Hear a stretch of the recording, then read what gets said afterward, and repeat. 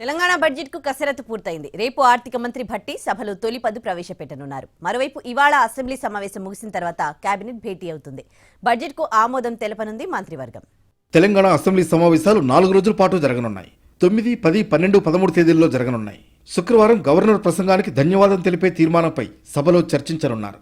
శనివారం రాష్ట్ర ప్రభుత్వం బడ్జెట్ను ప్రవేశపెట్టనుంది. ఉప ముఖ్యమంత్రి, ఆర్థిక శాఖ మంత్రి మల్లు భట్టి విక్రమార్క బడ్జెట్ను తొలిసారి ప్రవేశపెట్టబోతున్నారు. 12, 13 తేదీల్లో బడ్జెట్పై అసెంబ్లీలో చర్చ జరగనుంది.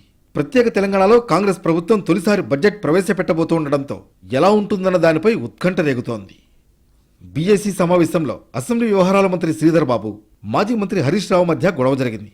మరోవైపు బడ్జెట్ సమావేశాలు 4 రోజులే నిర్వహించడంపై బీఆర్ఎస్ నేతలు ఆగ్రహం వ్యక్తం చేశారు.